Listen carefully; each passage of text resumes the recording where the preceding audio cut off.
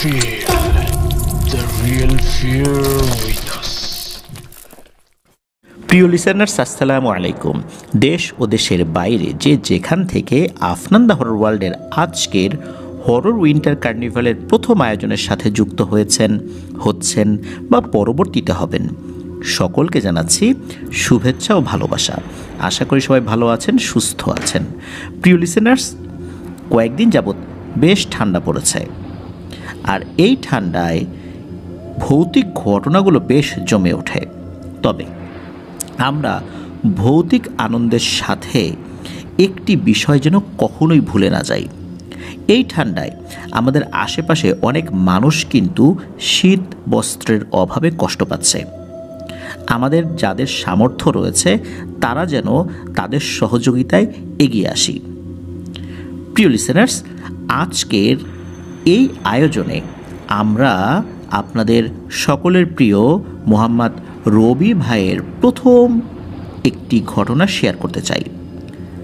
আসছে রবিবার এবং মঙ্গলবার আরও দুটো হরর কার্নিভাল কিন্তু থাকছে, এবং সেখানেও কিন্তু রবি ভাইয়ের ঘটনা থাকছে। রবি ভাইকে আমরা ইসলাম ভাই বলে প্রথম দিকে পরিচয় করিয়ে দিলেও উনি ওনার নাম প্রকাশের সম্মতি দিয়েছেন। ওনার বাড়ি কুষ্টিয়া জেলার সদর উপজেলার পেয়ারাতলা নামক স্থানে। এটা শহরের কাছাকাছিই জায়গা। তো উনি যেই ঘটনাটি পাঠিয়েছেন এটাও কুষ্টিয়া জেলার একটি ঘটনা। কুষ্টিয়া জেলার ভেড়ামারা উপজেলার পূর্ব সাতবাড়িয়ার গোরস্থানপাড়া এলাকায় ঘটেছিল এই ঘটনা। ঘটনাটি অনেক আগের। মূলত যিনি এই ঘটনা দিয়েছেন, ঘটনাটি মূলত ঘটেছিল তার বাবার দাদার বাবার সাথে। তাহলে বুঝতেই পারছেন তার বাবার দাদার বাবা কত আগের ঘটনা, দেশ ভাগেরও আগের ঘটনা বলে অনুমান করা যায়। তবে এটা 1900 সালের আগে নয়। কারণ হচ্ছে এই ঘটনার সাথে পাকশি হার্ডিন্স ব্রিজের একটি জায়গায় সম্পর্ক রয়েছে। আর হার্ডিন্স ব্রিজ যেহেতু 1915 সালে উদ্বোধন করা হয়েছিল, তাহলে বোঝা যাচ্ছে ঘটনাটি 1915 সালের বেশ পরেই হবে। তবে ঘটনাটি যে ব্রিটিশ পিরিয়ডের তা খুব সহজেই বোঝা যায় ঘটনার বিভিন্ন বিবরণ এবং সময়ের প্রেক্ষাপটে যদি আমরা আলোচনা করি সেখান থেকে। তো চলুন মূল ঘটনাতে চলে যাব। তবে একটি বিষয় কিন্তু আপনারা মনে রাখবেন, তা হলো আমাদের এই ভিডিওর লাইক বাটনে প্রেস করতে কিন্তু ভুলবেন না। আর এই ভিডিওর লিঙ্কটাও বেশি বেশি করে শেয়ার করার অনুরোধ করছি। প্রিয় লিসেনার্স, ঘটনাটি তো গোরস্থানপাড়া এলাকার। মূলত কুষ্টিয়া জেলা কিন্তু একটা সময় নদিয়া নামে পরিচিত ছিল। মূলত এই অঞ্চলটাকে নদিয়া বলা হতো। তবে এই সাতবাড়িয়া যে জায়গাটা, এটা অনেক আগে থেকেই সাতবাড়িয়া নামেই পরিচিত ছিল।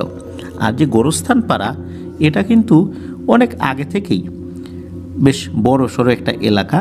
ওখানে বিশাল বড় কবরস্থান রয়েছে, যার কারণে ওই এলাকার নাম হয়ে গেছে গোরস্থানপাড়া। মূলত যেই ঘটনাটি শেয়ার করব, এই ঘটনাটি যিনি আমাদেরকে দিয়েছেন তার বাবার দাদার বাবা, যিনি, তার ছিল 4 ছেলে 4 মেয়ে।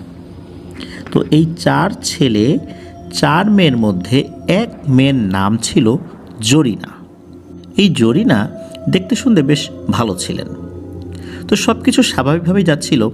তো বাড়িতে একবার কি হয় যে তার বাবা মাছ কিনে এনেছেন। তো মাছ কিনে আনার পর সেই মাছগুলো কাটাকুটি করেছেন। মাছ কাটাকুটি করার পর কিছু পানি থাকে না একটা পাত্রের মধ্যে, মাছের রক্ত থাকে, মাছের আঁশ থাকে, এগুলো তো ফেলে দিতে হয়। তো জরিনা চিন্তা করেছে এটা কলপাড়ে গিয়ে ফেলে দেয়। তো সে কলের কাছে যখন গিয়েছে তখন দেখে জরিনার আর এক বোন কলপাড়ে কাপড় কাচ্ছে। আর যেহেতু সেখানে কাপড় কাচ্ছে, সেখানে তো মাছের এই আঁশ বা এগুলো ফেলাটা ঠিক হবে না, জায়গাটা নোংরা হয়ে যাবে। এই জন্য সে কী করেছে, ওখান থেকে আরেকটু দূরে গিয়ে একটা জায়গা রয়েছে সেখানে ফেলে দিয়েছে। যাই হোক, সেখানে ফেলে দেওয়ার পর ওখান থেকে ঘরে এসেছে। তো ওই দিন মাছ খেয়েছেও। সন্ধ্যার পর থেকেই জরিনার আচরণে অস্বাভাবিক ব্যাপার লক্ষ্য করা যাচ্ছে। এলোমেলো কথাবার্তা বলছে, তো হাত পা কামড়াকামড়ি করছে, নিজে নিজেই চুল ছিঁড়ছে। এটা কিন্তু সারাদিনে একবারের জন্য দেখা যায়নি, সন্ধ্যার পর থেকে এটা শুরু হয়েছে। আর তার খাবারের পরিমাণ কিন্তু স্বাভাবিক ছিল। আমরা দেখি না যে কেউ যদি পজেসড হয় খাবারের পরিমাণ বেড়ে যায়, একাই অনেকের খাবার খেয়ে ফেলছে, এরকমটা হয় না, কিন্তু না, তার বেলায় কিন্তু এরকমটা হচ্ছে না। আবার দেখা যাচ্ছে যে সে যে এলোমেলো কথা বলছে, তার কণ্ঠেই কিন্তু কথা বলছে, সে যে অন্যের ভয়েসে বা কণ্ঠ গম্ভীর হয়ে গেছে এরকম কিছু না। তো প্রথম রাত তো এভাবে চলে গেল। পরের দিন থেকে কিছু অদ্ভুত বিষয় লক্ষ্য করা গেল। পরের দিন সকালে খেয়াল করলো জরিনা মনে হচ্ছে আগের দিন থেকে একটু লম্বা হয়ে গেছে। অবাক করা ব্যাপার, লম্বা হয়ে গেল কিভাবে? আর আরও অদ্ভুত ব্যাপার হচ্ছে জরিনা যে কিছুটা লম্বা হয়ে গেছে, তার মুখটাও লম্বা হয়ে গেছে। তার মুখটা কিছুটা গোলাকৃতির ছিল, একদম গোলাকৃতির ছিল বিষয়টা এরকম না, কিছুটা গোলাকৃতির ছিল, তবে মুখটা একটু লম্বা হয়ে গেছে, থুতনির এই জায়গাটা একটু লম্বা হয়ে গেছে। এরকম আলামত দেখার পর পরিবারের সদস্যরা চিন্তিত হয়ে পড়েন, এক রাত্রে কি এমন হলো। এরপর প্রতিদিন যায় জরিনা একটু একটু করে লম্বা হতে থাকে, আর তার মুখমণ্ডল লম্বা হতে থাকে। একটা সুন্দর চেহারার একটা নারী খুবই ভয়ঙ্কর আকৃতি হতে থাকে, এবং অল্প কিছুদিনের মধ্যেই সে লম্বা হতে হতে 8 ফুট উচ্চতায় পৌঁছে যায়। আর জরিনা খাবার স্বাভাবিকভাবেই খেত, সে এলোমেলো কথাও শুধু নির্দিষ্ট সময় ছাড়া বলতো না। সন্ধ্যার সময় আর ভর দুপুরবেলা সে এলোমেলো কথাবার্তা বলতো, পাগলের মতো আচরণ করত, নিজের চুল টেনে ছিঁড়ে ফেলতো, নিজের হাত পা কামড়াকামড়ি করতো। এছাড়া কিন্তু সারাদিনের অন্য সময়গুলোতে সে খুব স্বাভাবিকভাবে জীবনযাপন করত। জরিনার এই অদ্ভুত পরিবর্তনের কারণ তো সকলেই বুঝতে পেরেছে, নিশ্চয়ই কোনো প্যারানরমাল ব্যাপার ঘটেছে। খোঁজখবর নিয়ে একজন কবিরাজকে আনা হলো। কবিরাজ বাড়িতে আসার সাথে সাথে সে বলা শুরু করলো, ওরে বাবারে, আমি এই রোগীর কোনো চিকিৎসা করতে পারবো না, একে যেটা ধরছে এ খুব সাংঘাতিক টাইপের জিনিস, এই রোগীর চিকিৎসা আমি করলে আমার নিজের জীবন সংশয়, সুতরাং আমি চললাম। সে দ্রুত ওখান থেকে চলে যায়। তাকে অনেক অনুরোধ করা হয়েছিল যে একটু বসেন, চা খেয়ে যান অন্তত, কিন্তু না, বলে যে এই বাড়িতে কিচ্ছু খাবো না। সে দ্রুত ওখান থেকে পলায়ন করে। এর কয়েকদিন পরে আরেকজন কবিরাজকে নিয়ে আসা হয়। তো সেই কবিরাজ জরিনাকে দেখার পরে বলে যে জরিনাকে যেই জিনিসটা ধরেছে এইটার নামও আমি উচ্চারণ করতে পারবো না, তবে জরিনা আস্তে আস্তে আরও একটু লম্বা হওয়ার পর এই লম্বা হওয়ার প্রক্রিয়াটা থেমে যাবে, আর এরপরই জরিনা মারা যাবে, এটা বলে দেন। তো এই কথা শোনার পর পরিবারের সদস্যরা তো হতাশ হয়ে পড়েন যে চোখের সামনে এরকম একটা মেয়ের মৃত্যু হয়ে যাবে, এটা কি মেনে নেওয়া যায়? তারা কিন্তু তাদের চেষ্টা চালিয়েই যাচ্ছিলেন। এরই মধ্যে ঘটে এক ঘটনা। গ্রামে কিন্তু একটা সময় দেখা যেত যে কিছু লোকজন লেইস ফিতা বিক্রি করত। একটা সুটকেসের মতো কাচের একটা কাঠের ফ্রেমের একটা সুটকেসের মতো থাকতো, এটা অনেকেই হয়তো বা দেখেছেন। এখন আসলে এটা খুব একটা দেখা যায় না, এখনও বাংলাদেশে এগুলো এইভাবে বিক্রি হয় কি না তাও আমি জানি না, আমি ছোটোবেলায় দেখেছি। তো কাঠের ফ্রেমের একটা বক্স, উপরে কাচ রয়েছে, তার ভেতরে মেয়েদের বিভিন্ন অর্নামেন্টসগুলো থাকতো, তারপরে ফিতা থাকতো, এগুলো নিয়ে তারা গ্রামে ঘুরে ঘুরে বিক্রি করতো, লেইস ফিতা লেইস বলে বিক্রি করতো। তো এইরকম লেইস ফিতা বিক্রি করার জন্য একজন লোক ওই গ্রামে আসে। তো লোকটা ছিপছিপে গড়নের ছিল, শ্যামলা টাইপের, মুখে হালকা দাড়ি ছিল। তো সে এই জরিনাদের বাড়িতে আসে। বাড়িতে আসার পর বলে যে লেইস ফিতা লাগবে কি না।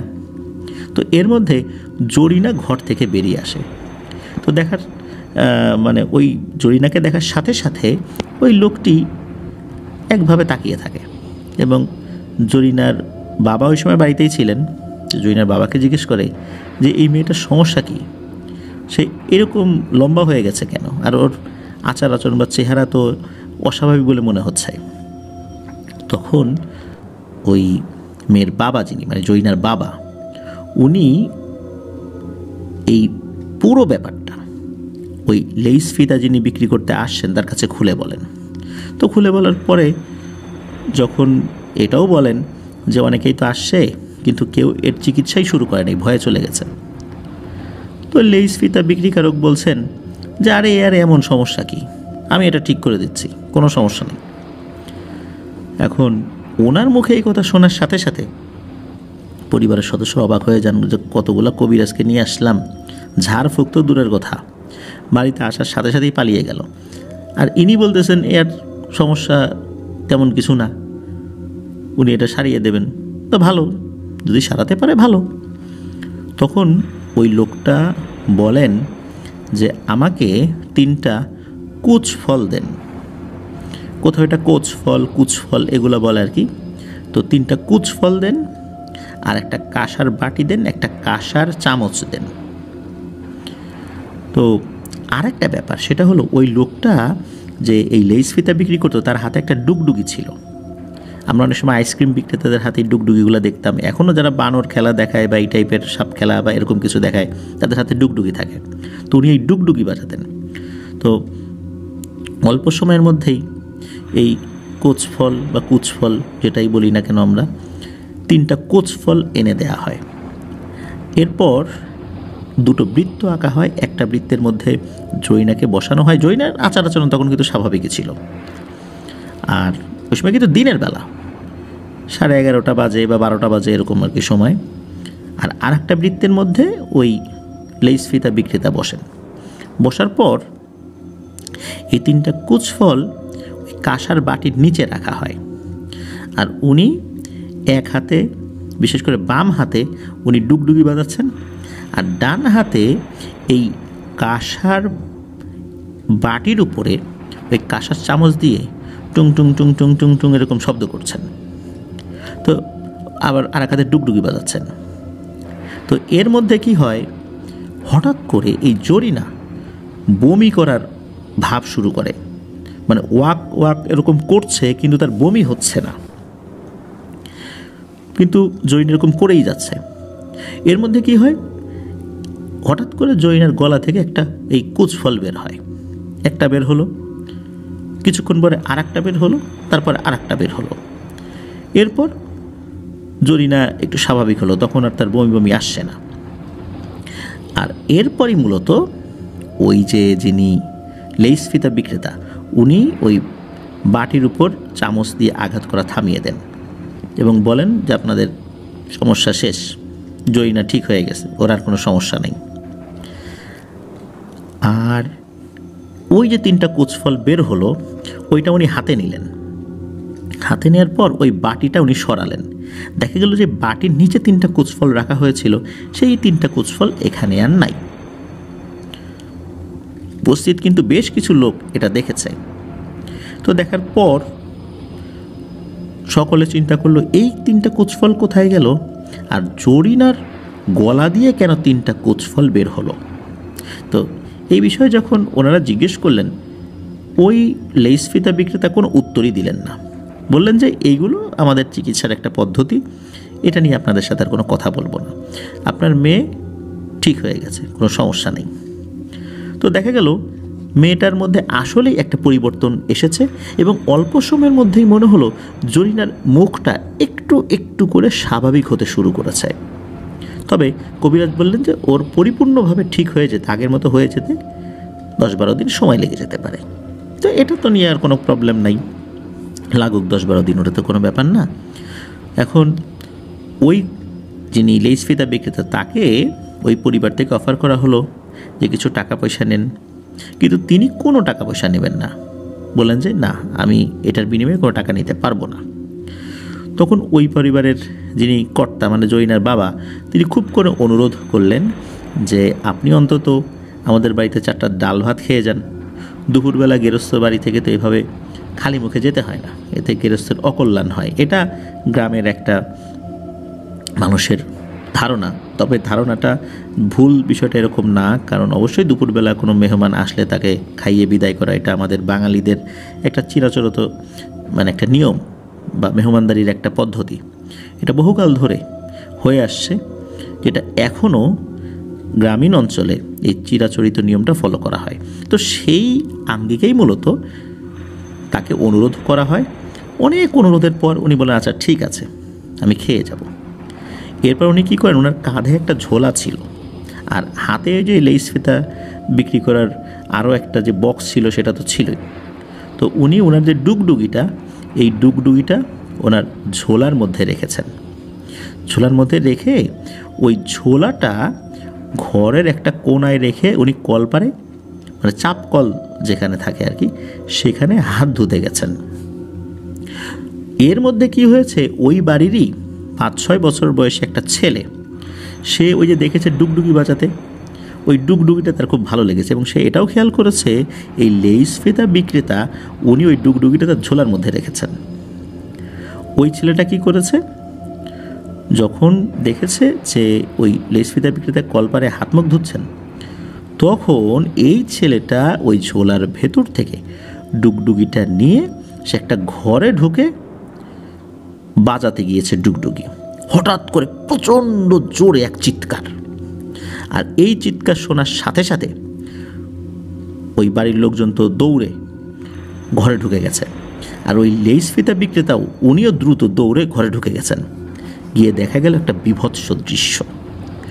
ওই যে বাচ্চাটা, ওই বাচ্চাটা ঘাড় মটকানো অবস্থায়, মটকানো বলতে যে ঘাড়টা এমনভাবে ঘুরিয়ে দেওয়া হয়েছে যে মাথাটা আমাদের পিঠের দিকে চলে আসছে, এরকমটা অবস্থা। তো এইভাবে ছেলেটাকে নির্মমভাবে হত্যা করা হয়েছে, আর ছেলেটার মুখ দিয়ে তাজা রক্ত বের হচ্ছে।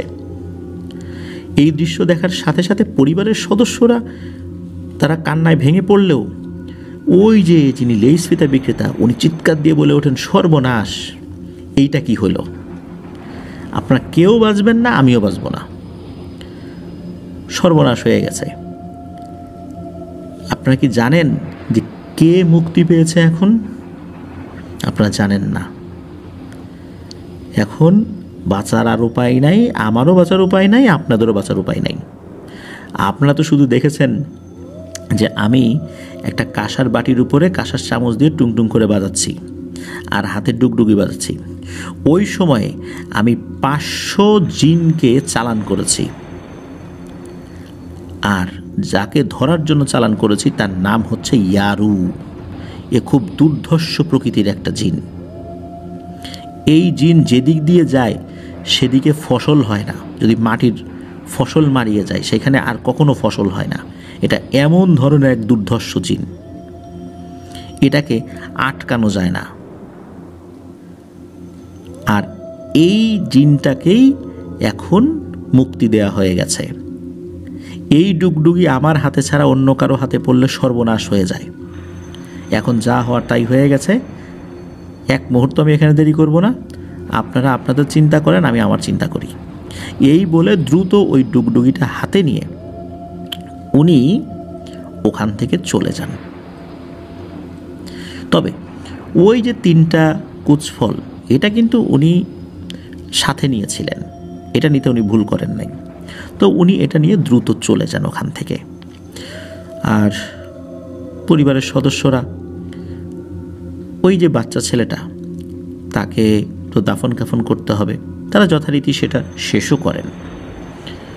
ওই রাত্রে শুরু হয় ভয়ঙ্কর ঘটনা। বাইরে থেকে, রাত তখন মধ্যরাতি বলা চলে, বাইরে থেকে হঠাৎ করে হুম হুম হুম এরকম আওয়াজ আসতেছে।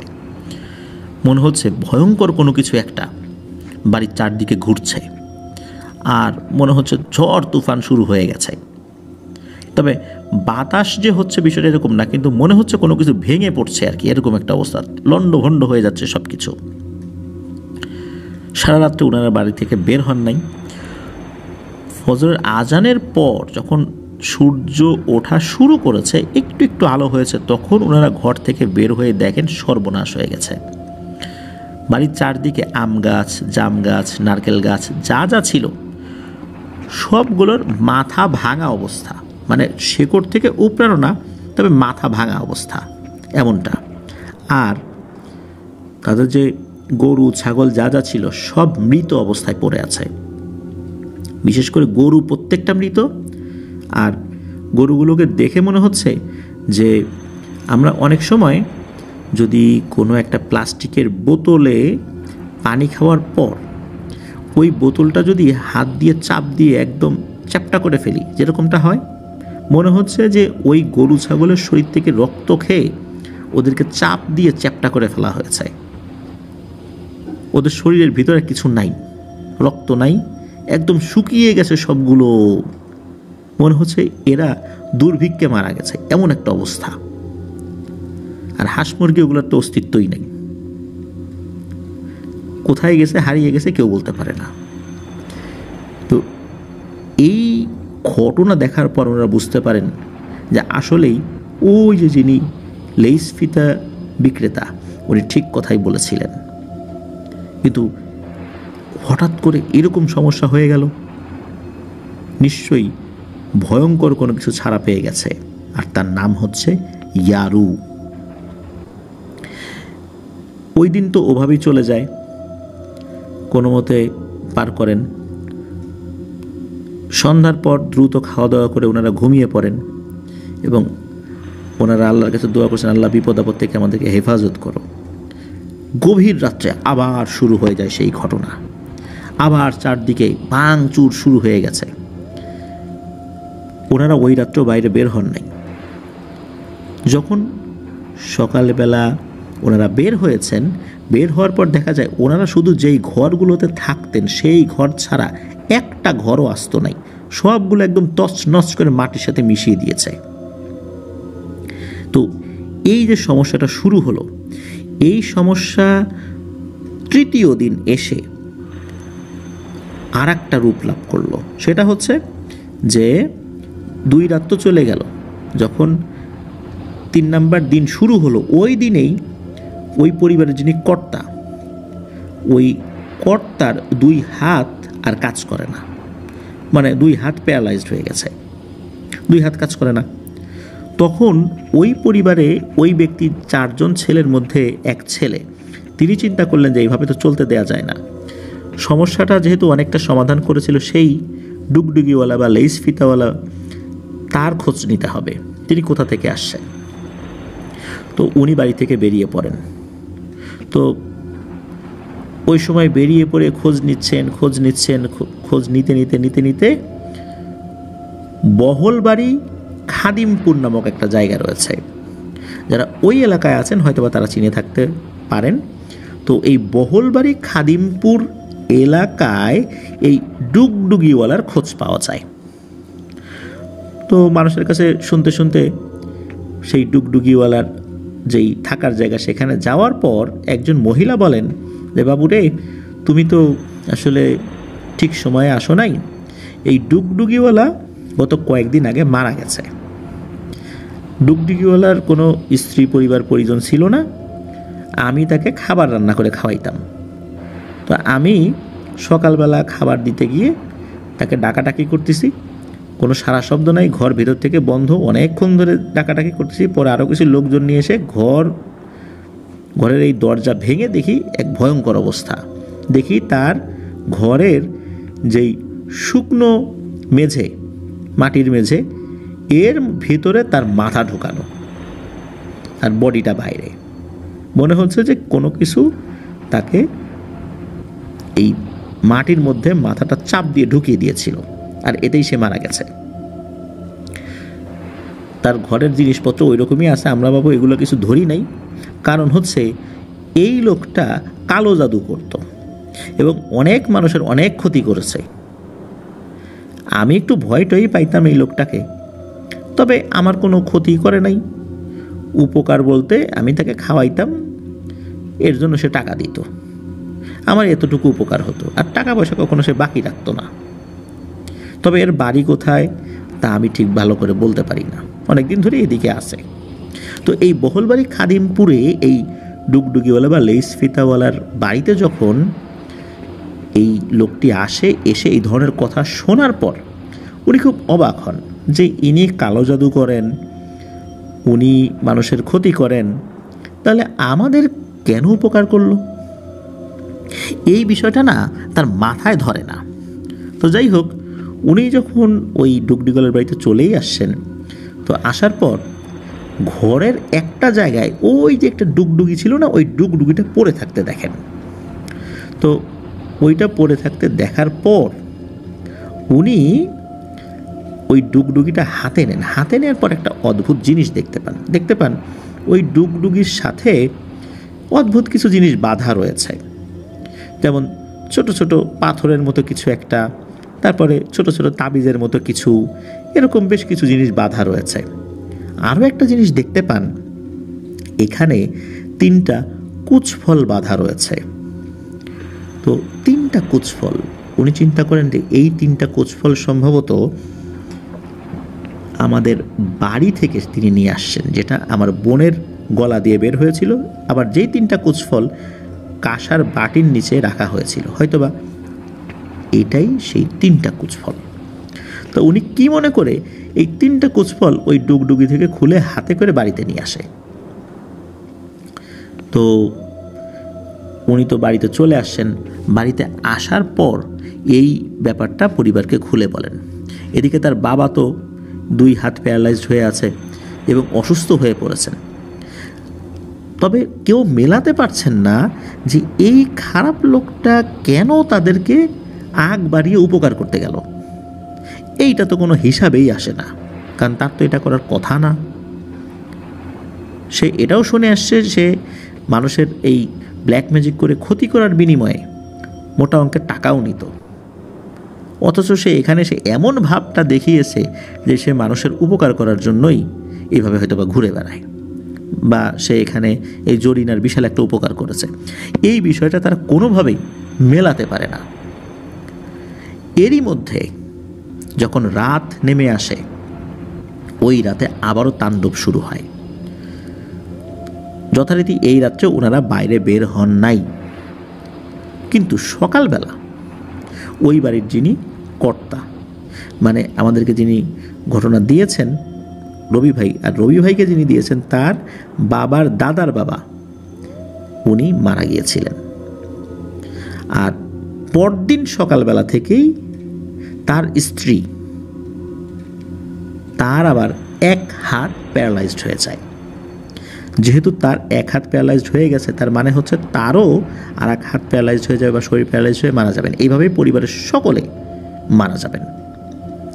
এখন এইভাবে তো বসে থাকা যায় না। পরিবারের একজন সদস্য মারা গিয়েছে, পরিবারের কর্তা মারা গিয়েছে, তাকে দ্রুত দাফন কাফন করে এখন সবচেয়ে বড় দায়িত্ব হয়ে পড়ে যে এই সমস্যা থেকে কিভাবে আল্লাহর অশেষ রহমতে রক্ষা পাওয়া যায়। এখন কিভাবে কি করবেন কিছুই তো মাথায় ধরে না, কারণ কার কাছে যাবেন, কি করবেন। লোকমুখে জিজ্ঞেস করলেন যে কার কাছে যাই, কি করি। তখন কয়েকজন লোক পরামর্শ দিল যে তুমি কুষ্টিয়ার গোলাপনগরের কাছে এক হুজুর আছে, তার কাছে যাও। তো হুজুরের নামটা বলতে পারেন, অনেক আগের তো নাম বলা সম্ভব হয়নি আর কি, বা জানাও ওইভাবে সম্ভব হয়নি। তো উনি তখন কি করেন, কুষ্টিয়ার গোলাপনগরের কাছে একজন হুজুর আছে, তার সাথে গিয়ে দেখা করেন। তার সাথে গিয়ে দেখা করার পর বলেন যে এই ব্যাপার, এই ধরনের ঘটনা ঘটেছে, আর ইয়ারু নামে একজনের কথা বলেছে যে খুব দুর্ধর্ষ টাইপের একটা জিন।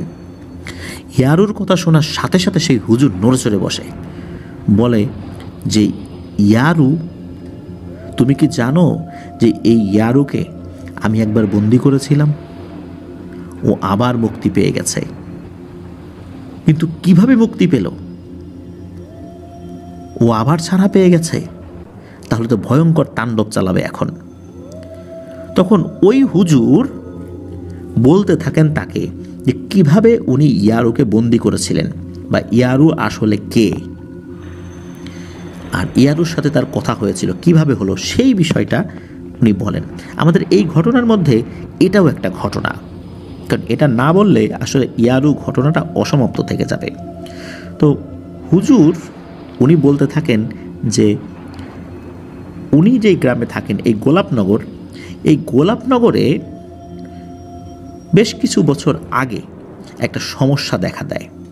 সেটা হলো যে ওই গোলাপনগরের একজন মাঝি, মাঝি বলতে আসলে মাঝিও বলা ঠিক হবে না, উনি মূলত একজন মাছ বিক্রেতা, জেলে।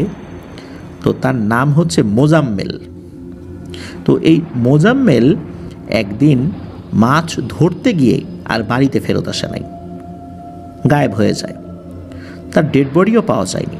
মূলত মোজাম্মেল তখন এই পাকশি হার্ডিন্স ব্রিজের আশেপাশে উনি একটা নৌকা নিয়ে মাছ ধরতেন, আর মাছ ধরায় তার যথেষ্ট পারদর্শিতা ছিল। অনেকেই তার কাছ থেকে মাছ কিনতো, এমনকি আগে থেকে বায়নাও দিয়ে রাখত যে মাছ পেলে তাকে যেন আগে দেয়। তো এতটা জনপ্রিয়তা ছিল মোজাম্মেলের, আর মাছ আল্লাহর রহমতে সে ভালোই পেত, যার কারণে এই জনপ্রিয়তাটা সৃষ্টি হয়েছিল। তো এই মোজাম্মেল হঠাৎ করেই হারিয়ে যায়, তাকে তো আর পাওয়া যায় না। এর একদিন পর হঠাৎ করে একটা 12-13 বছর বয়সী মেয়ে গোসল করতে গিয়ে নদীতে হারিয়ে যায়, তারও ডেড বডি পাওয়া যায় না। তো চিন্তায় পড়ে যায়, কী ব্যাপার, মোজাম্মেল হারিয়ে গেল, তারপরে একটা মেয়ে হারিয়ে গেল। তো ওনারা তো আসলে কোনো কিছুই বুঝতে পারছিলেন না যে কি হচ্ছে। তো ওই সময় তো পদ্মা অনেক খরস্রোতা ছিল, প্রমত্তা পদ্মা বলতে আমরা যেটা বুঝি সেরকম ছিল। তবে যারা হারিয়ে গেছে প্রত্যেকেই সাঁতারে পারদর্শী, এবং যেই জায়গা থেকে হারিয়েছে ওখানে নদীর ঘাট ছিল, সেখান থেকে আসলে ওইভাবে হারিয়ে যাওয়ার কথা না, এবং অনেক দিনের মধ্যে ওখান থেকে কেউ হারায়ও নাই। তাহলে কেন এরকমটা হলো? কাকতালীয়ভাবে যদি মেনেও নেওয়া যায়, কিন্তু একটা বিষয় কোনোভাবে মেনে নেওয়া যায় না, পরের দিন আর একটা বাচ্চা ছেলে, 6-7 বছরের বয়সে একটা বাচ্চা ছেলে, সেও হারিয়ে যায়। পরপর 3 দিন হারিয়ে গেল। এই 3 দিনের মধ্যে প্রথমে তো হারিয়েছিল মোজাম্মেলের কোনো খোঁজ খবর নাই, আর অন্যদের তো নাই। তাহলে তারা কেন হারিয়ে গেল? মোজাম্মেলের নৌকা রয়েছে, মোজাম্মেল নাই, আর অন্য দুইজনের কথা তো বাদই দিলাম, এরা আসলে কোথায় গেল? তখন লোকজন এই বিষয়টা নিয়ে খুব চিন্তিত হয়ে পড়ে। তো এরই মাঝে কি হয়, একজন মাঝি, উনি আবার কি করতেন, রূপপুর, যেটা ঈশ্বরদী থানায় আর কি, উনি কি করতেন, মাঝে মাঝে ওনার নৌকায় মালামাল নিয়ে ওই রূপপুরে দিতে যেতেন। তো উনি এরকম কিছু মালামাল নিয়ে রূপপুরে দিয়ে ফিরতে ফিরতে রাত হয়ে গিয়েছিল। ওনার নৌকায় ছোট্ট একটা হারিকেন ছিল, তো উনি নৌকাটা বেয়ে অন্য পাশে যাচ্ছিলেন আর কি। তো উনি যখন মাঝ নদীতে চলে আসছেন, হঠাৎ করে দেখেন যে মাঝ নদীতে বড় পাথরের মতো কোনো কিছু একটা, বা পাহাড়ের মতো কিছু একটা দেখা যায়। তো উনি এইখানে এই জিনিস দেখে খুব অবাক হন, কেননা এইখানে তো এরকম পাহাড়ের মতো কোনো কিছু থাকার কথা না। উনি কি করেছেন, একটু নৌকা নিয়ে একটা সাইডে গেছেন, এখানে জিনিসটা কি আসলে এটা বোঝার জন্য। তবে তার আগে উনি কি করেছেন, ওই হারিকেনের আলোটা নিভিয়ে দিয়েছেন। আস্তে আস্তে নৌকা চালিয়ে চালিয়ে দূর থেকে কিছুটা বোঝার চেষ্টা করেছেন। উনি চিন্তা করলেন যে এটা কি, এটা আমাকে বুঝতে হবে, নাকি আমি চোখের ভুল দেখছি। কিন্তু চাঁদের আলো ছিল, উনি কিন্তু ভুল দেখছিলেন না। আরও ভালো করে দেখার জন্য উনি চিন্তা করলেন যে পাশে ছোট ছোট নলখাগড়ার মতো হয়েছিল একটা জায়গায়, এক পাশে, অনেকে এটাকে ধৈঞ্চা বলে আর কি। তো উনি নৌকা নিয়ে ওইটার ভিতরে ঢুকেছেন, ঢুকে ভালো করে বোঝার চেষ্টা করছেন। উনি স্পষ্টভাবে এখন দেখলেন, সেটা হচ্ছে এতক্ষণ পাহাড়ের মতো যে জিনিসটা উনি মনে করেছেন, ওটা আসলে পাহাড় না, ওইটা দানবের মতো একটা অবয়ব, এবং এই অবয়বটার একটা মাত্র হাত, এবং এই হাতটা কিন্তু স্বাভাবিকভাবে যেখানে হাত থাকে সেখানে না, বুকের উপরে একটা হাত, আর ভয়ঙ্কর তার চোখ। তবে দাঁত বা এরকম কোনো কিছু খুব একটা বোঝা যাচ্ছে না। তবে একটা জিনিস খুব ভালোভাবেই বোঝা যাচ্ছে, সেটা হচ্ছে মানুষের মতো কিছু অবয়ব, শত শত অবয়ব ওই জিনিসটা চতুর্দিক থেকে ঘিরে বারবার সিজদা দিচ্ছে, একবার সিজদা দেয় একবার ওঠে, একবার সিজদা দেয় একবার ওঠে, এবং প্রত্যেকেই হুম হুম হুম এরকম করে কোনো কিছু শব্দ করছে। তো উনি এটা দেখার পর চিন্তা করলেন যে কি ব্যাপার, এরা কারা, এই ভয়ঙ্কর দানবটা এটা কি, আর এই যে মানুষের মতো যেগুলো দেখা যায় এগুলোই বাকি। তো উনি ঘাপটি মেরে বসেই আছেন যে শেষ পর্যন্ত কি হয় আমি এটা দেখব। অনেকক্ষণ হয়ে যাওয়ার পর, কতক্ষণ ওখানে ছিলেন আসলে এটা উনিও বলতে পারেন না, তো হঠাৎ করে উনি দেখলেন যে ওই যে পাহাড়ের মতো জিনিসটা ওটা ভুস করে পানির মধ্যে চলে গেল, আর ওই যে মানুষের মতো যে অবয়বগুলো এগুলো সাঁতরে নদী পার হয়ে কোথায় যেন মিলিয়ে গেল। তো এরপর উনি নৌকা নিয়ে আস্তে আস্তে আবার তীরে চলে আসেন। তো এইটা কিন্তু উনি তখনও কাউকে বলেন নাই। এবার আসি পরের দিনের কথা। ওই গ্রামে আর একজন লঞ্চ চালক থাকতেন।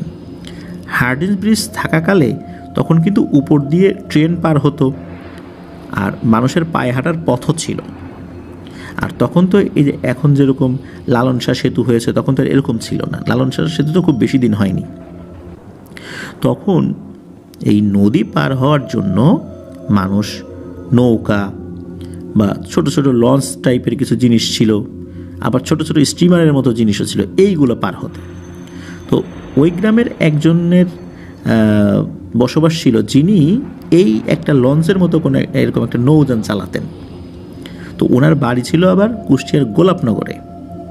তো উনি এই পাশে এটা চালিয়ে যাত্রী নামিয়ে দেন, কিন্তু দেখেন যে বেশ অনেকক্ষণ অপেক্ষা করার পরে দেখেন যে এই পাশে আর কোনো যাত্রী নাই, যেহেতু ওনাকে বাড়ি যেতে হবে, ওনার বাড়ি তো ওই পাশে।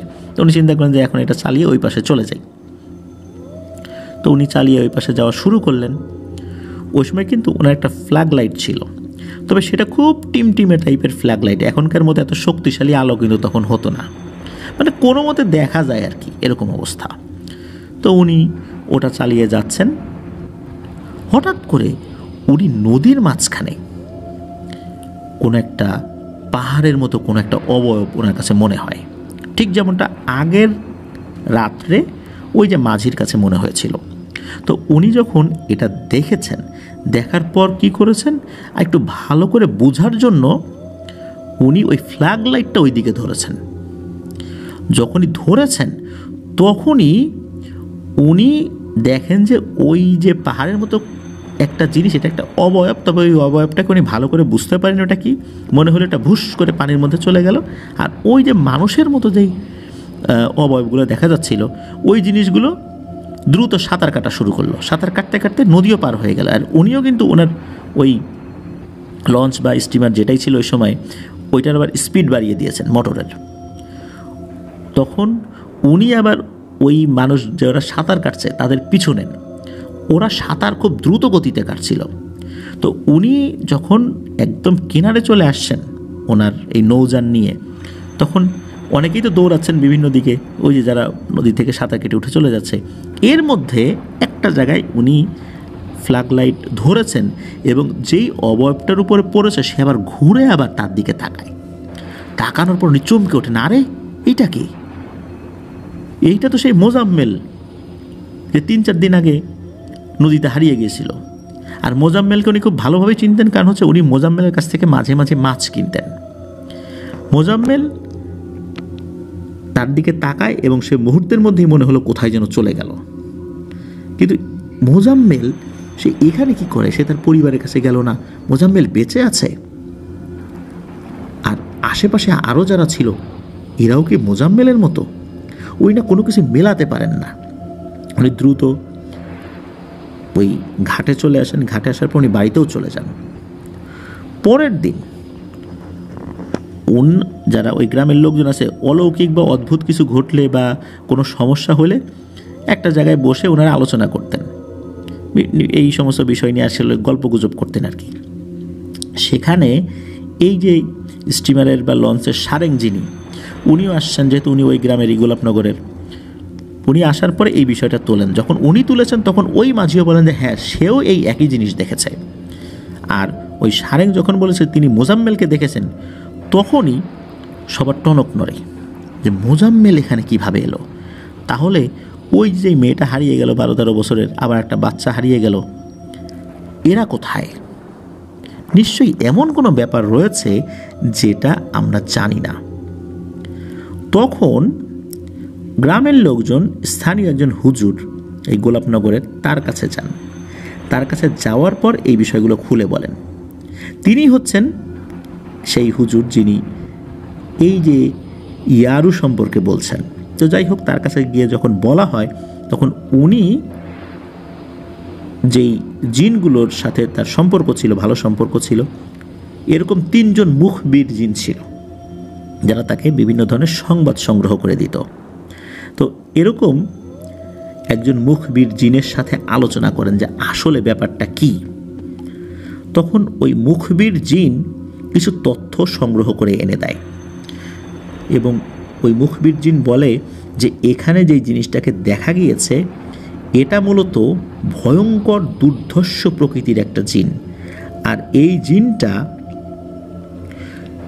পুরুষ কোনো জিন নয়, এটা মহিলা জিন। আর এটা এতটাই শক্তিশালী যে এটাকে সহজে ধরা যায় না, এটাকে আটক করা অনেকটা অসম্ভব বলা চলে। কোনো জিন এটাকে আটক করতে পারে না, মানুষ পারে। আর এটাকে আটক করার পদ্ধতি শুধু একজনই ভালো করে বলতে পারে, সেটা হচ্ছে এই হার্ডিঞ্জ ব্রিজের নিচের এলাকায় একজন জিন সর্দার রয়েছে, যিনি পানির নিচের জিন সর্দার। তিনি এই বিষয়ে অবগত আছেন। আর এই ইয়ারু এই জিন সর্দারের আন্ডারে ছিল বহু বছর। তবে কোনো কারণে এই জিন সর্দার ইয়ারুকে এখান থেকে বের করে দিয়েছে। এই জিন সর্দারের খুব আস্থাভাজন একজন ছিল এই ইয়ারু, কিন্তু কি কারণে বের করে দিয়েছে এই বিষয়টা বলা মুশকিল। এটা সম্পর্কে আরও বিস্তারিত তথ্য নিতে হবে, কিন্তু এই জিন সর্দারের কাছে গিয়ে তথ্য নেওয়াটা এটা খুব কঠিন ব্যাপার। এই জিন সর্দার ভালো, তবে অনুমতি সাপেক্ষে তার তথ্য নেওয়া যেতে পারে। তখন এই মুখবির জিনকে সেই হুজুর অনুরোধ করেন, তাহলে তুমি সেই জিন সর্দারের কাছে গিয়ে আমার সালাম জানাও এবং বলো যে ইয়ারু আবার ভয়ঙ্কর তাণ্ডব শুরু করেছে। ইয়ারু সম্পর্কে জানার জন্য এবং তাকে বন্দি করার জন্য তার সহযোগিতা আমার প্রয়োজন, এই বিষয়ে আমি তার সাথে কথা বলতে চাই। তো সেই মুখবির জিন একদিন সময় নেয়। একদিন সময় নিয়ে আসার পর তখন এই হুজুরকে একটা চিরকুট হাতে ধরিয়ে দেন, মানে একটা চিঠির মতো, খুব বেশি বড় চিঠি না। তো সেই চিঠিতে সালাম ছিল যে আসসালামু আলাইকুম, আমি অত্র এলাকার পানির নিচের জিন সর্দার, আপনি আমার সাথে দেখা করতে এসেছেন বা আসতে চান, এজন্য আমি অনুমতি দিচ্ছি। এরপরে কিভাবে ওই হুজুর ওইখানে পৌঁছাবেন ওই জিন সর্দারের কাছে, এই বিষয়ে কিছু ব্যাপার স্যাপার লেখা ছিল বা একটা প্রক্রিয়া লেখা ছিল। তো সেই প্রক্রিয়া উনি অনুসরণ করছেন, আর অনেক বিস্তারিত প্রক্রিয়া ছিল। এই বিষয়গুলো আসলে ওইভাবে জানা যায় না, তবে হ্যাঁ, যতটুকু জানা যায় ততটুকু শুধু উপস্থাপন করা পসিবল। তো নির্দিষ্ট সময়ে সেই মুখবির জিনকে সাথে নিয়ে উনি নদীর একটা নির্দিষ্ট জায়গায় যান, মানে তীরের একটা জায়গায় যান। যাওয়ার পর ওই চিরকুটে কোরআনের কয়েকটা আয়াত লেখা ছিল, সেই আয়াতগুলো উনি পড়া শুরু করেন। এরপরেই ওই জায়গাটাতে একটা ভয়ঙ্কর পাক সৃষ্টি হয় এবং ওখান থেকে একটা সিঁড়ির মতো বের হয়ে আসে। তখন ওই মুখবির জিন এবং হুজুর ওই সিঁড়ি দিয়ে নিচে চলে যান। নিচে চলে যাওয়ার পরপরই দেখেন সেখানে বিশাল একটা প্রাসাদের মতো। আর ওখানে যাওয়ার পর ছোট্ট 5-6 বছর বয়সে একটা নুরানি চেহারার বাচ্চা বেরিয়ে আসে। বাচ্চা বেরিয়ে এসে ওই হুজুরের ডান হাতের কনিষ্ঠা আঙ্গুলি, আমরা কেনি আঙ্গুলি বলি অনেক সময়, তো এই কনিষ্ঠা আঙ্গুলি বা কেনি আঙ্গুলি এটা এক হাত দিয়ে চেপে ধরে। সব বাচ্চারা আমাদের এক আঙ্গুল ধরে না, বিশেষ করে এই কনিষ্ঠা আঙ্গুলি ধরে, তো ওরকম ধরে। ধরার পরে ওই হুজুরের কাছে মনে হয় একটা মানুষের হাত এত গরম হয়, আসলে ওরা তো মানুষ ছিল না, এটা ওরা জানতেন, কিন্তু কারো হাত এত গরম হয় মনে হচ্ছে তার আঙ্গুল পুড়ে যাবে, কিন্তু উনি হাতটা সরিয়েও নিতে পারছিলেন না। সাথে তার মুখবির জিন ছিল। তো ওই বাচ্চাটা তাকে হাত ধরে টানতে টানতে একটা জায়গায় নিয়ে যায়, গিয়ে দেখা যায় সিংহাসনের উপরে একজন ব্যক্তি বসে আছেন, খুব সুন্দর চেহারা, জুব্বা পরা, লম্বা দাড়ি, তারও নুরানি চেহারা আর কি। তো তার কাছে গিয়েই উনি খুব বিনয়ের সাথে সালাম দেন, উনিও খুব সুন্দরভাবে সালাম গ্রহণ করেন এবং তাকে বসতে বলেন। তো বসার পর তখন এই হুজুর বলেন যে ইয়ারু সে এই এলাকায় তাণ্ডব চালাচ্ছে, এরকম 3 জন ব্যক্তিকে অলরেডি নিয়ে গেছে। আর এরকম ঘটনা ঘটছে যে এখানে এরকম কিছু মানুষের মতো অবয়ব যারা এরকম তাকে সিজদা দিচ্ছে, আবার সাঁতার কেটে উঠে চলে যাচ্ছে মানুষ দেখলে, এর মধ্যে মোজাম্মেল নামে একজন আছে, অথচ মোজাম্মেল হারিয়ে গেছে, এরকম বিস্তারিত সব কিছু বলেন। এ কথা শোনার পর ওই যিনি জিনের সর্দার উনি একটা দীর্ঘশ্বাস ফেলেন এবং বলেন যে আমার বয়স প্রায় 1500 বছর, কিন্তু ইয়ারুর বয়স 2000 বছরেরও বেশি। এই ইয়ারু খুবই শক্তিশালী প্রকৃতির একটা জিন, ও ওর গোত্র থেকে বিতাড়িত হয়। বিতাড়িত হওয়ার পর আমার সাথে ওর দেখা হয়। ইয়ারু আমার মতোই পানির জিন। মনে রাখবা, ইয়ারু কিন্তু কখনো কোনো ব্যক্তির উপর আছর করে না, ইয়ারুকে হাজিরও করা যায় না। ইয়ারু কোনো ব্যক্তির উপর আক্রমণ করে তাকে হত্যাও করে না। ইয়ারু যাদেরকে নিয়ে গেছে তারা সবাই জীবিত আছে। ইয়ারু পুরো একটা অঞ্চলের উপর আক্রমণ করে, আর অঞ্চলের উপর আক্রমণ করে কাউকে মেরে ফেলে না, কিন্তু ওই লোকগুলা হারিয়ে যায়। আর এই হারিয়ে যাওয়া লোকগুলোকে নিয়েই ও একটা বিশেষ সেনাবাহিনী তৈরি করছে, এবং এই সেনাবাহিনীর মোকাবেলা করা জিনদের জন্য খুব কঠিন হয়ে যাবে। তবে এই লোকগুলোকে আর ফেরত পাওয়া যাবে না কখনো। তবে ইয়ারুকে আটকানোর পদ্ধতি আমি বলতে পারবো। তবে মনে রাখবা, ইয়ারুকে কোনো মানুষ আটকাতে পারে, জিন না। আর ওকে কিন্তু একবার আটকানোর পর যদি ছুটে যায় তাহলে ওকে আটকানো খুব মুশকিল, এটা মনে রাখবা। এরপর ইয়ারুকে আটকানোর কিছু পদ্ধতি ওই জিন সর্দার শিখিয়ে দেন। শেখানোর পর ঠিক একই রকমভাবে সেখান থেকে বিদায় নেওয়ার জন্য বের হয়ে যাবেন, তখন ওই জিন সর্দার বলে দেয়, মনে রাখবা আমি কারো সাথে দেখা দেই না, তোমার সাথে আমার আর দেখা হবে না, আমার সাথে দেখা করার চেষ্টা করবা না, যাও এখন সসম্মানে তুমি চলে যাও। এখন ওই হুজুর বলছে এখন যাবো কিভাবে? বলে তোমরা দুজনই চোখ বন্ধ করেছো, তার সাথে মুখবির জিন ছিল। যখন মনে হবে এখন চোখ খুলবা দেখবা তোমরা উপরে চলে গেছো। সত্যি তাই, তারা চোখ বন্ধ করেন, কিছুক্ষণ পর চোখ খোলেন, দেখেন তারা উপরে চলে আসছেন, মানে নদীর একদম পারে দাঁড়িয়ে আছেন তারা। তো ওখান থেকে চলে আসার পর শুরু হয়ে যায় সেই হুজুরের কাজ, ইয়ারুকে বন্দি করতে হবে। কিন্তু ইয়ারুকে বন্দি করা এটা কিন্তু খুব দুরূহ একটি ব্যাপার ছিল, কিন্তু হুজুর যে প্রক্রিয়া শিখিয়ে দিয়েছিলেন সেই প্রক্রিয়া অবলম্বন করতে হবে। হুজুর ওই গ্রামে ফেরত এসে সব কথা খুলে বলেন যে এই ঘটনা, আমার 3 জন শক্ত সমর্থ টকবগে সাহসী তরুণ চাই। তো হুজুর এই 3 জন তরুণকে পেয়েও যান। ওখানে অনেক মানুষের উপস্থিতি ছিল যদিও বা, তবে হুজুর নিষেধ করেছিলেন যে এখানে আপনারা চাইলে আসতে পারেন, তবে না আসাটাই ভালো, যে কারো ক্ষতি হয়ে যেতে পারে। মূলত রাতের বেলা এই কাজটি করতে হবে। তো গভীর রাতের বেলা বেশ কিছু লোক, বিশেষ করে 3 জন লোক তো তার সাথেই ছিল, একটি গণ্ডির মধ্যে ওই হুজুর সহ 3 জন বসেন। বসার পর হুজুর ওই জিন সর্দারের শিখিয়ে দেয়া পদ্ধতি অনুযায়ী রুকিয়া শুরু করেন। আর সবচাইতে অদ্ভুত ব্যাপার হচ্ছে এই যে 3 জন সাহসী পুরুষ ওই গণ্ডির মধ্যে বসে আছে, তাদের প্রত্যেকের হাতে একটা চিরকুট ছিল, দোয়া লেখা ছিল, সেই দোয়াগুলো পড়তে বলা হয়েছিল, আর সেই সাথে তাদের হাতে একটি করে কুচফল ছিল। তো তারা তো বসে আছে। তো হুজুর তো তার ওই পদ্ধতি অনুযায়ী শুরু করে দিয়েছেন রুকিয়া। অল্প সময়ের মধ্যে নদীতে ভয়ঙ্কর পাক সৃষ্টি হয়, আর ওই পাকের ভেতর থেকে একটা ভয়ঙ্কর অবয়ব বের হয়ে আসে। এই অবয়বটাকে সর্বপ্রথম এই হুজুরই খুব ভালোভাবে দেখেছে। ওই পাকের মধ্যে থেকে তার অর্ধেক শরীর বের হয়ে আসে। এই অর্ধেক শরীরও মনে হচ্ছে আকাশ ছুঁয়ে ফেলবে এমন একটা অবস্থা। এর চুলগুলো অনেক লম্বা লম্বা, তবে মহিলা না পুরুষ এরকম বোঝা যায় না, মানে এমন চেহারা। আর চোখ তো খুব লাল টকটকে, আর তার দুটো দাঁত হচ্ছে বাঁকানো দাঁত, লম্বা দাঁত কিন্তু বাঁকানো, মানে মুখ থেকে বের হয়ে এসে একটা ডান দিকে বেঁকে গেছে আর একটা বাম দিকে বেঁকে গেছে, আর দাঁত দুটো খুবই সুচালো। এই জিনিসটা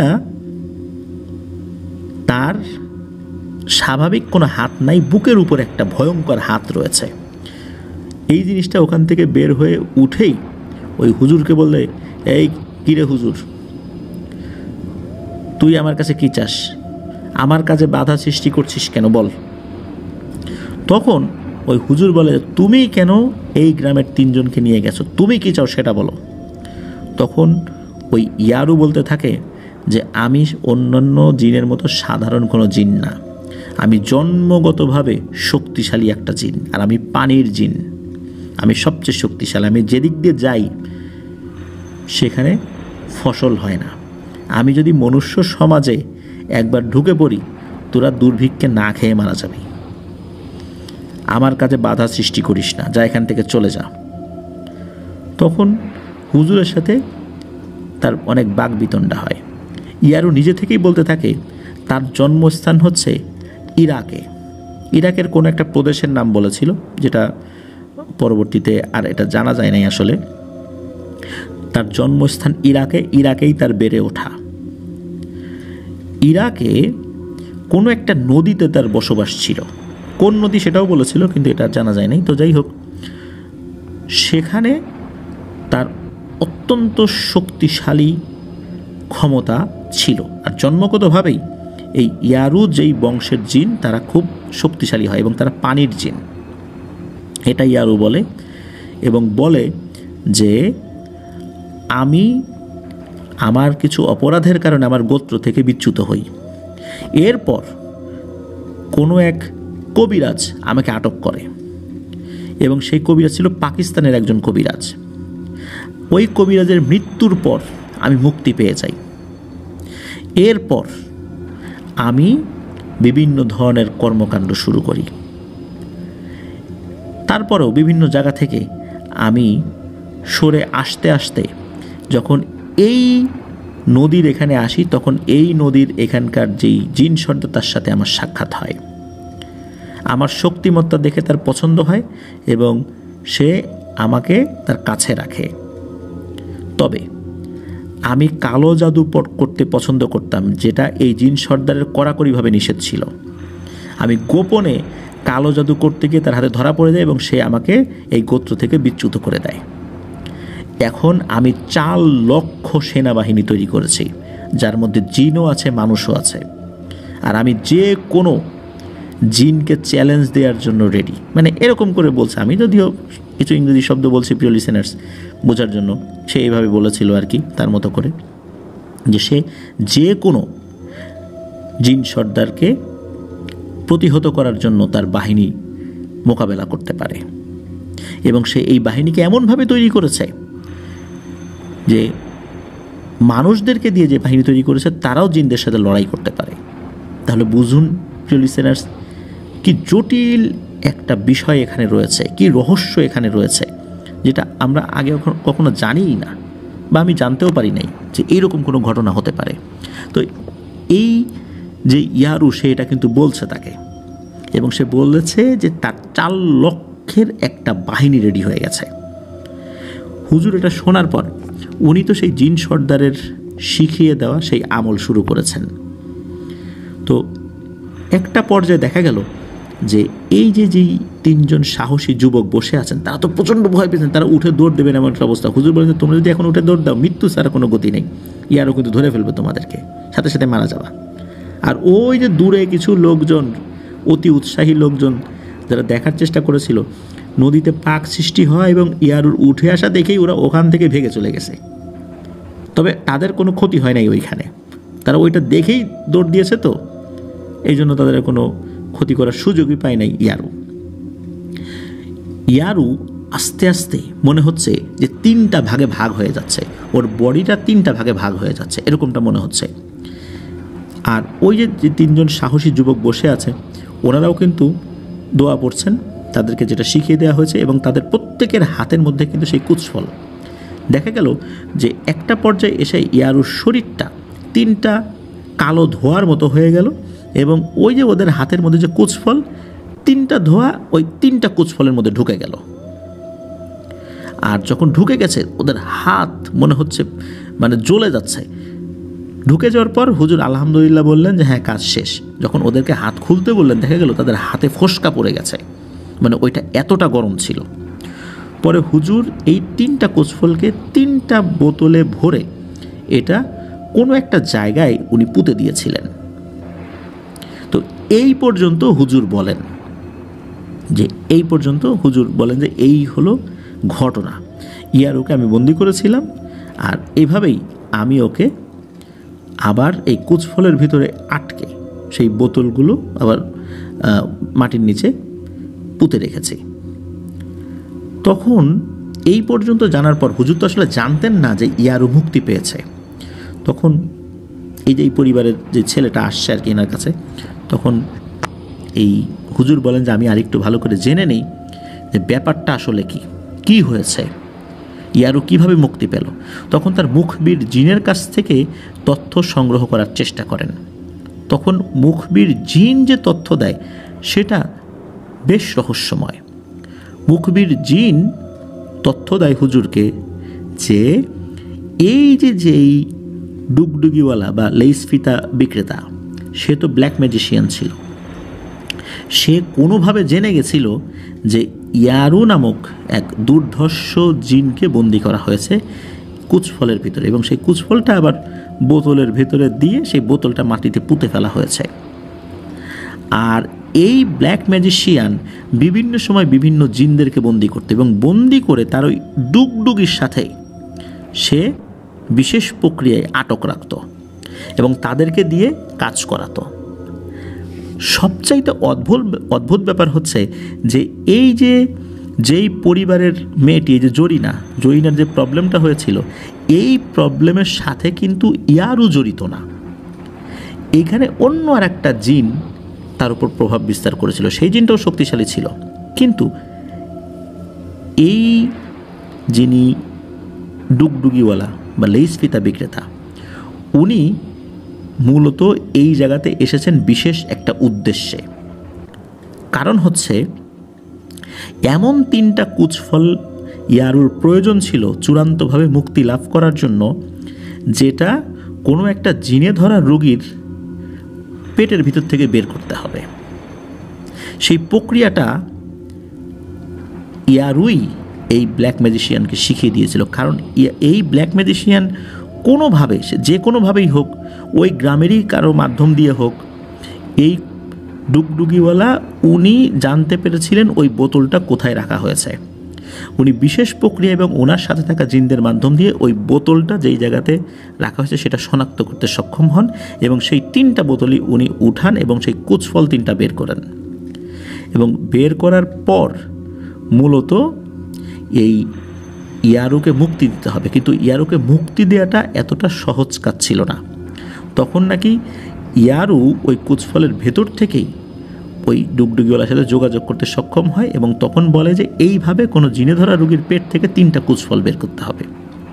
আর সুনির্দিষ্টভাবে জেনেই ওই ডুগডুগিওয়ালা এই জরিনার সমস্যা সারাতে এসেছিল। আর জরিনার সমস্যাটা মানে ডুগডুগিওয়ালা সারিয়েছে বিষয়টা এরকম না। জরিনার এই জিনটাকে ইয়ারুই তাড়িয়েছে। ওই জিন যখনই টের পেয়েছে এর সাথে ইয়ারুর একটা ব্যাপার রয়েছে, ওই জিন নিজে থেকেই ভেগে চলে গেছে।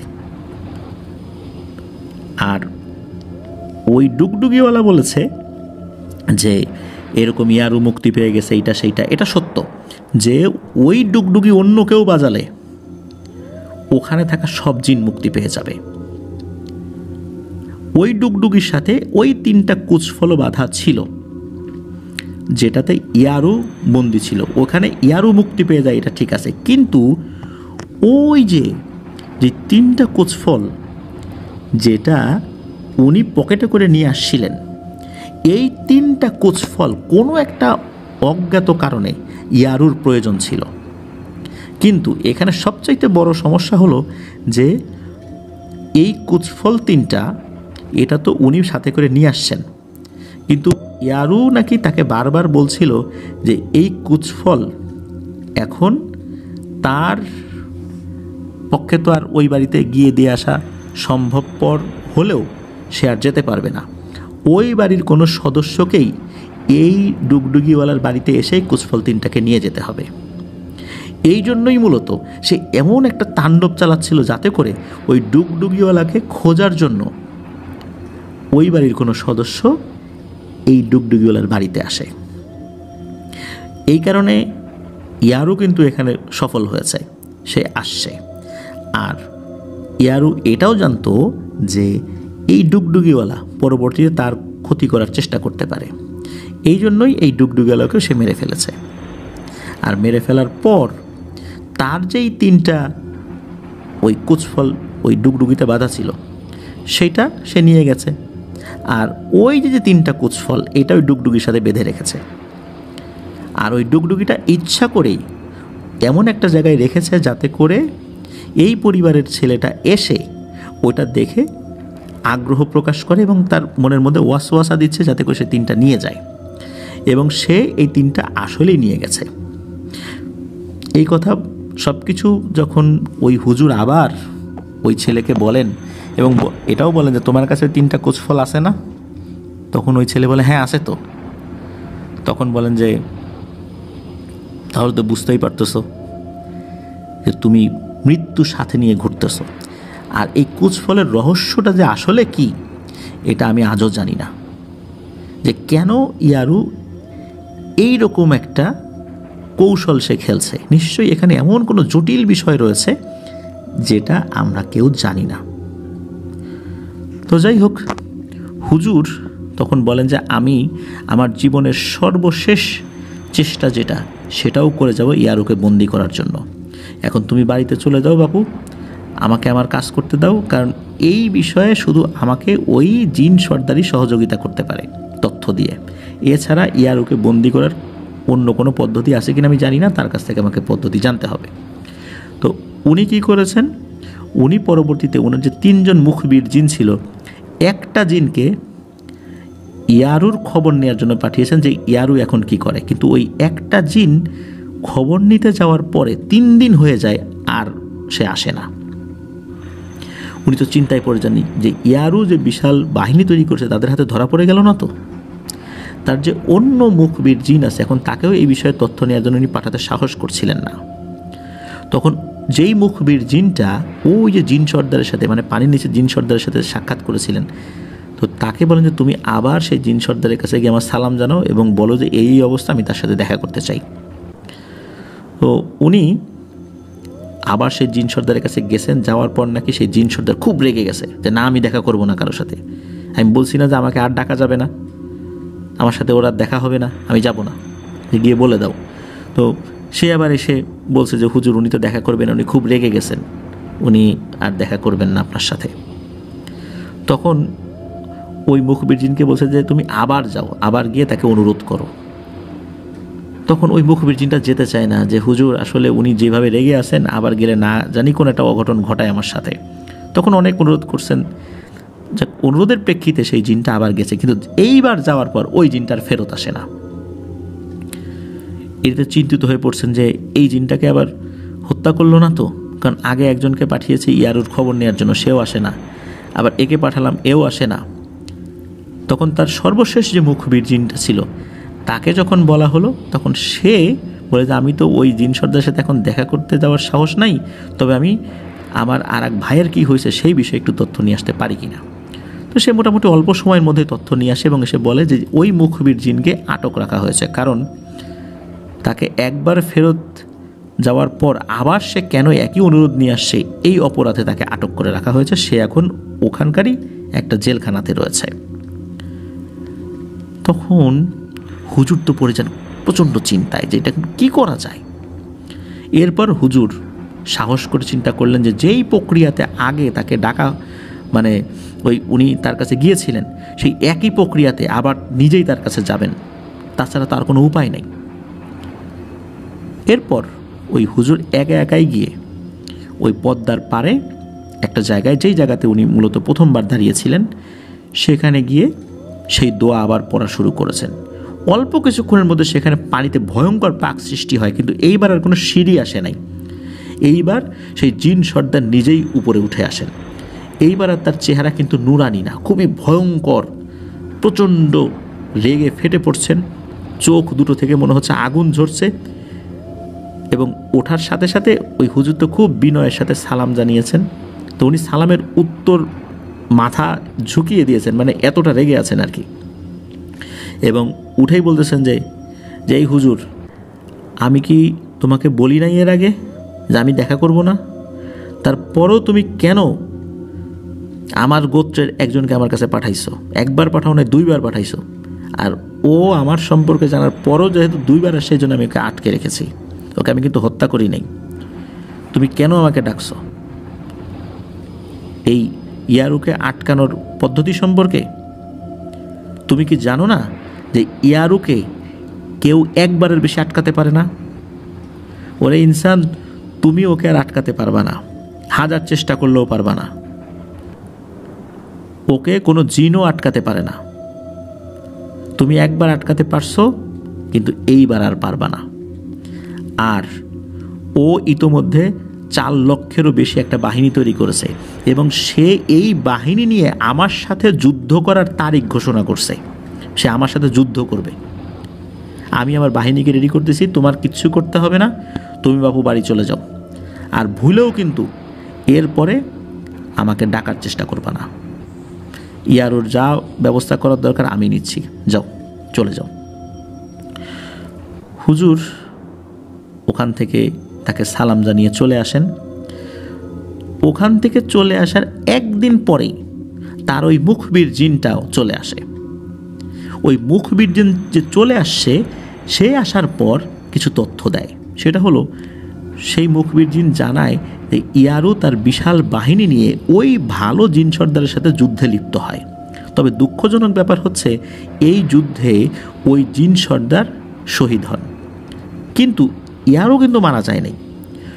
ওই জিন সর্দার শহীদ হলেও ওই জিন সর্দারের যারা বাহিনী, যারা সৈনিক, তারা ইয়ারুকে বন্দি করতে সক্ষম হয়। আর এই বন্দিটা এমনভাবে করা হয়েছে, সেটা খুবই রহস্যময় বন্দি। এটা খুব অল্প সংখ্যক জিনেরাই এই পদ্ধতি সম্পর্কে অবগত। ইয়ারুকে বন্দি করার পর তাকে ঘুম পাড়িয়ে দেওয়া হয়। ঘুমানোর পর তার আত্মাকে আটক রাখা হয় এবং তার দেহকে পৃথিবীর কোনো একটা জায়গায় মাটির নিচে দাফন করে দেওয়া হয়েছে। আর তার আত্মাকে বন্দি করে রাখা হয়েছে, কিন্তু তাকে হত্যা করা সম্ভব নয়। কোনো জিন তাকে হত্যা করতে পারবে না, আর তাকে বন্দি করেও রাখতে পারবে না। শুধু এই উচ্চতর এলেমের মাধ্যম দিয়েই এই সম্প্রদায়ের কয়েকটা জিন এই প্রক্রিয়ায় তাকে আটকে রেখেছে। আর তাদের সর্দার নিহত হয়েছে।